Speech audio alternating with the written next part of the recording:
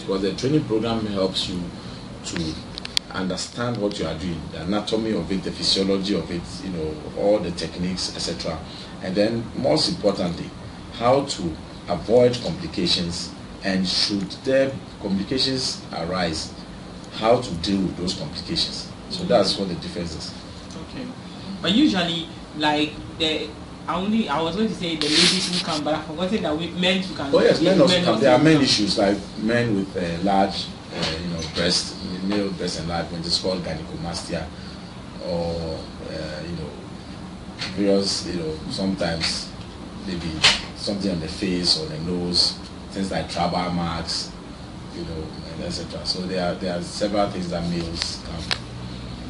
People are taking off their tribal marks. Yes, because sometimes it can be, for some people it can be something that's quite discreet. Of course, for many of these people it was done when you were children and you didn't really like it, or sometimes it makes them.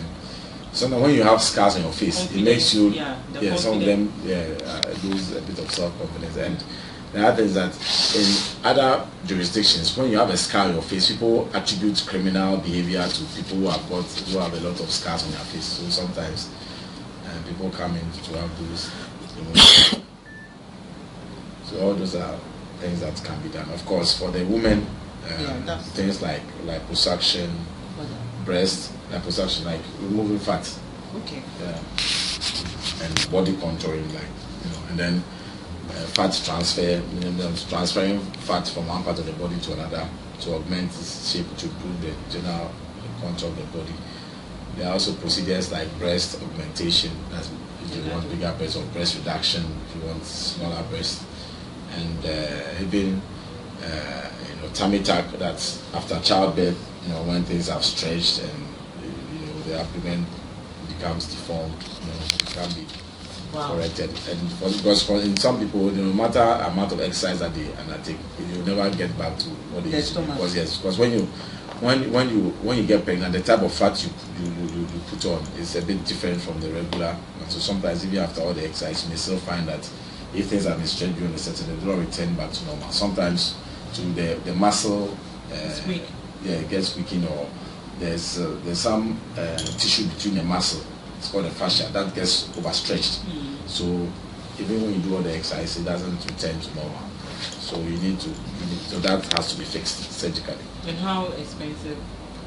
It depends on the individual. It depends on how big, how extensive the procedure is. So it's a range. So a range. Yes. So when the person comes, we look at the person, and depending on what the person wants, done, then we can sort of. So the smallest will be like how much, and then the biggest will be. Let's give a range. It's anything between let's say 7,000 cedis.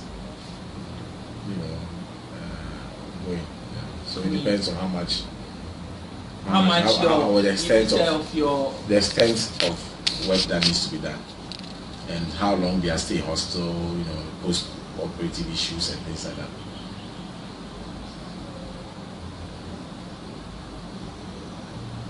And with this price, as compared to outside, you think it's very cheap. It's very cheap, because if you're going for a tummy tuck in the US, the tummy tuck is more $7,000 going.